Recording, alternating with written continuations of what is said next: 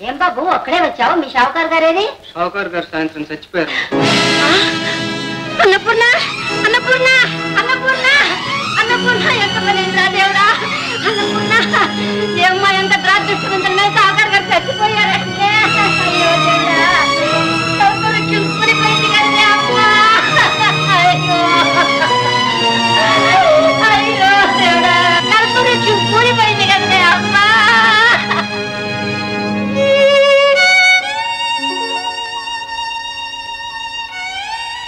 అమ్మా, నాన్నగారు చనిపోయారు కదా, మనం వెళ్ళొద్దు. అదేమిటమ్మా, నాన్నగారు చనిపోయారని తెలిసి కూడా కంట తడైనా పెట్టలేదేమిటా అనుకుంటున్నావు కదా. వేసి నిజంగా కన్నీరు కార్చినా అదంతా నటనే అంటుందమ్మా లోకం. అదే కాక ఆయనతో నాకున్న అనుబంధం కూడా ఇచ్చి పుచ్చుకునేవరకే కాని అనురాగం కాదు. చంద్ర, ఆయన నీకు జన్మించిన తండ్రి కాదమ్మా. అయితే నా తండ్రి ఎవరమ్మా? చంద్ర, అది మాత్రం నన్ను అడగకు తల్లి. అయితే ఇదైనా చెప్పు, కనీసం నువ్వైనా నా కన్న తల్లివేనా? చంద్ర, చంద్ర, నువ్వు నా బిడ్డవేనమ్మా, నేను కన్న బిడ్డవేనమ్మా. మరి నా తండ్రి ఎవరమ్మా? ఎక్కడున్నాడు? చెప్పమ్మా, చెప్పు.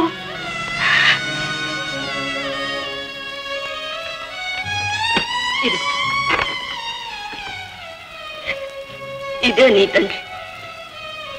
నేను ఆరాధించే దైవాన్ని, నా భర్తని ఇందులోనే చూసుకోగలుగుతున్నా. చూడగల శక్తి ఉంటే నువ్వు కూడా నీ తండ్రిని ఇందులో చూసుకో. ఇంతకంటే ఆయన్ని నేను చూపించలేను.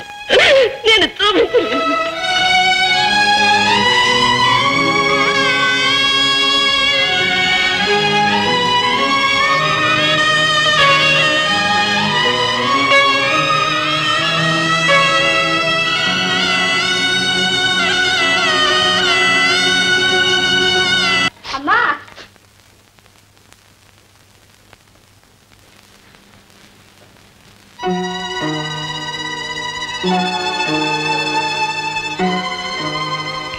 అన్నపూర్ణ, అన్నపూర్ణ. ఏమ్మా, నిన్ను చూసినప్పుడల్లా నా కడుపు తరక్కుపోతుందే. ఎందుకమ్మా? ఎందుక? కామధేను లాంటి షావుకారు కైలాసానికి వెళ్ళిపోయాడే, ఇక మన గతి ఏమిటా అని ఒక్కసారన్నా ఆలోచించావు? ఇదిగో, కాకినాడ షావుకారు గారి అబ్బాయి మన అమ్మాయిని కాలేజీ దగ్గర చూచాట. రోజు కబురు పంపిస్తూనే ఉన్నాడు. నేనేమో ఇక 2-3 రోజుల్లో ఏ సంగతి చెబుతానన్నాను. చంద్ర, రామ్మా, రా రా రా తల్లి. కాఫీ తాగేవా అమ్మా? కాస్త నిద్రపోలేకపోయావు. ఏమమ్మా చంద్ర, ఇక నీ చదువు అంతా అయిపోయినట్టేగా? ఇంకా చాలా ఉంది. ఉంటే మాత్రం ఎలా చదువుతావు? మీ నాన్న చచ్చిపోయాడుగా. అబ్బా, చచ్చిపోయింది నా తండ్రి కాదు, మా అమ్మకు వెల ఇచ్చిన శ్రీమంతుడు. ఆయన చచ్చిపోయినంత మాత్రాన నేను చదువు మానేయాలా? నా ఆశలు ఆశయాలు ఆయనతో పాటే పూడ్చిపెట్టాలా? అన్నపూర్ణ, చూశావా? దానికి చదువులు వద్దు, చట్టబండ్లు వద్దు, నేను నెత్తి నోరు మొత్తుకున్నాను. విన్నావా? ఇప్పుడు చూడు ఎలా తయారైందో అది. చంద్ర, ఆడది ఎన్నాళ్ళు చదివినా, ఊళ్ళో ఎలా ఉద్యోగాలు చేసినా చివరికి ఏదన్నా ఒక అయ్యప్పక్క చేరాల్సిందేగా. చంద్రముఖి, మా చంద్రముఖి, నువ్వు నా బంగారు తల్లివే.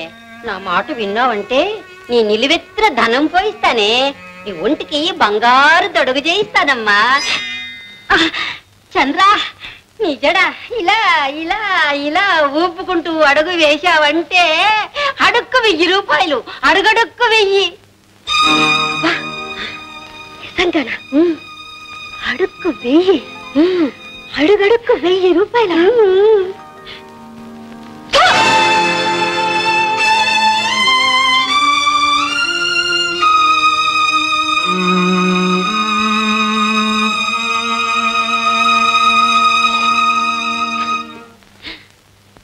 చంద్రి, ఒక్కసారి నీళ్లలో దూకేదాకా నేనే ఎదురుపాటంతా, ఆ తర్వాత నువ్వే ఈదుకుంటూ పోతావు.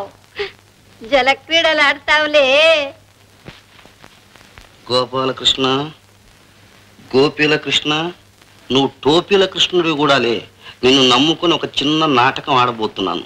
అది సావిత్రి శపథానికి సవాల్ నాటకం. గుట్టు బయటికి లాగడానికి గుడ్డివాడి వేషం.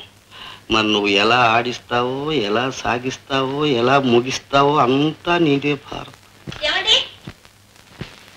ఏమండి, ఊళ్ళో కొత్త సినిమా వచ్చిందట, పెడతారా? అయ్యో, ఇక నాకు సినిమా చూసే ప్రాప్తం లేదు సావిత్రి. నా రెండు కళ్ళు ఏమిటండి? అవును సావిత్రి, నిన్ను అనుమానించిన పాపానికి ఫలితం ఎప్పుడో కాదు ఇప్పుడే అనుభవిస్తున్నాను. ఏం జరిగిందండి? పులుసు కాద్దామని పొయ్యిలా చేస్తున్నాను. నా పాపం ఒక నిపురవ రూపంలో వచ్చిన రెండు కళ్ళు పోగొట్టింది. అయ్యో కృష్ణ కృష్ణ, ఎంత పని చేశావు తండ్రి. పాపిష్టి దాన్ని, బుద్ధి లేక ఒకవేళ రెండు కళ్ళు పోవాలని చెప్పానే అనుకో, దాన్ని నిజం చేశావా తండ్రి? సావిత్రి, వెధవ కళ్ళు పోతే పోయాయి, నీ మీద అనుమానం పోయింది. చాలు. భార్యకు భర్తే రెండు కళ్ళండి.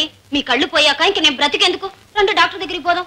వద్దు సావిత్రి, ఈ కళ్ళు మందులకు మాకులకు నయం కావు. నా మాట విను. అదేమిటండి, ఆ కాలంలో సావిత్రిదేవి తన భర్త ప్రాణాలే తెచ్చుకుంది. నేను మీ కళ్ళైనా తెచ్చుకోలేనా? వద్దు వద్దు సావిత్రి, నేను చేసిన పాపాలకు ప్రాయశ్చిత్తంగా కొన్నాళ్ళైనా ఈ నరకాన్ని అనుభవించని. ఎక్కడికండి? ఇంకెక్కడికి, గుమ్మం దగ్గర కూర్చొని కుక్క కాపలా కాస్తాను. ఉండండి, పదండి.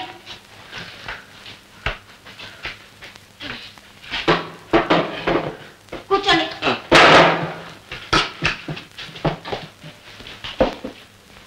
ఇదిగోండి.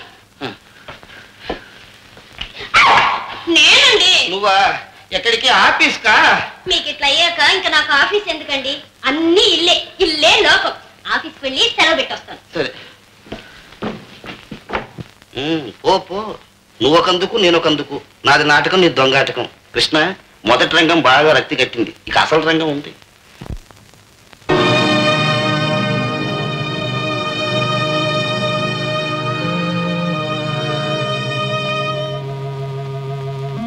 చంద్రా,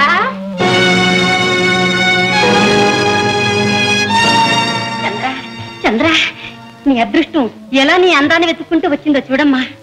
అబ్బా, నన్ను కాలేజీలో చూసిన షావుకారు ఈయనేనా? అప్పుడెప్పుడో దూరం నుంచి చూశాడట, ఇప్పుడు దగ్గరగా నిన్ను చూశాడంటే అమాంతం నీ కాళ్ళ మీద పడిపోతాడమ్మా. ఆనందంతో గంతులేస్తూ నీ చుట్టూ తిరిగి నాట్యం చేస్తాడమ్మా. అలాగా? అయితే ఆయన ఒకసారి పైకి పంపించు, నేను మాట్లాడాలి. అందుకేనే అమ్మా నా ఆరాటమంతా. అయితే నిజంగా పంపించనా? ఆయన నన్ను ఇంత ఇదిగా సన్మానిస్తే నేను కూడా ఆయన్ని అంత ఇదిగా సత్కరించొద్దు? నా బంగారు తల్లి, చదువుకున్న దానివి, ఇవన్నీ నీకు నేను చెప్పాలా? అలాగే అలాగే పంపిస్తా.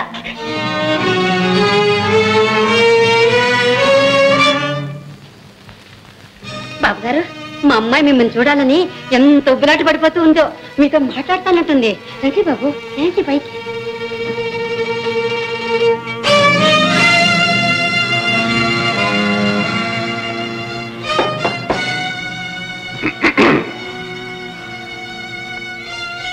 రండి.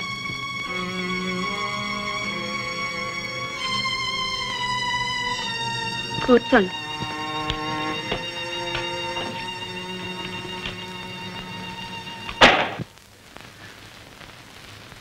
మీ పేరు? బంగారయ్య. కానీ అంతా నన్ను బంగారు పిచ్చుగా అంటారు. మాది చాలా గౌరవ కుటుంబం, శ్రీమంతుల కుటుంబం. నేను అడిగేది ఒకటి, మీరు చెప్పేది మరొకటి. పోనీ నీకేం కావాలో చెప్పు. మీకేమాత్రం ఆస్తుందండి? బోలెడంత ఉంది. దానికేం గాని నీకేం కావాలో చెప్పు. నేను మీ దాన్నైతే మీ ఆస్తంతా నాకు ఇచ్చేస్తారా? అంతానా? కంగారు పడకండి. మీరు గొప్ప ధనికులు, రసికులు. కాలేజీ దగ్గర నన్ను చూశారు, వ్యామోహపడ్డారు, ధైర్యంగా ఇంటికే వచ్చేశారు. మరి నేను అడిగేదానికి కూడా ధైర్యంగా సమాధానం చెప్పండి. నీ ఇష్టం వచ్చింది అడుగు. నాకు మీ భూమి వద్దు, నగలు వద్దు, నాణ్యాలు వద్దు. నా దృష్టిలో వాటికి అసలు ఏమీ విలువ లేదు. మరేం కావాలో చెప్పమంటున్నానుగా, చెప్పు. నాకు కావలసింది పవిత్రమైన మాంగల్యం. పెళ్లి చేసుకున్న ఇల్లాలిగా గౌరవించాలి. ఇది చూడండి, మీరు ఈ లోకంలో తలెత్తుకు నిలబడి నేను మీ ఉంపుడు కత్తని కాదని అగ్ని సాక్షిగా చేసుకున్న భార్యలను చెప్పగలిగే ధైర్యం ఉందా మీకు? మాట్లాడే. అది ఎలా వీలవుతుంది? సావుకార్ గారు, మీరు శ్రీమంతులు, మీకు డబ్బే సర్వస్వం. ఆడది గడ్డి పరక్ కంటే హీనం.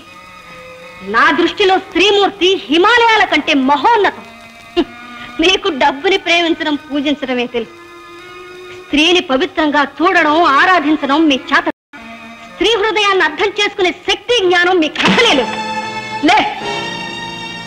ముందు నీలాంటి వాళ్ళు నా ముందు కూర్చోడానికే కాదు, నిలబడ్డానికి కూడా అర్హులు కాదు. పో బయటికి.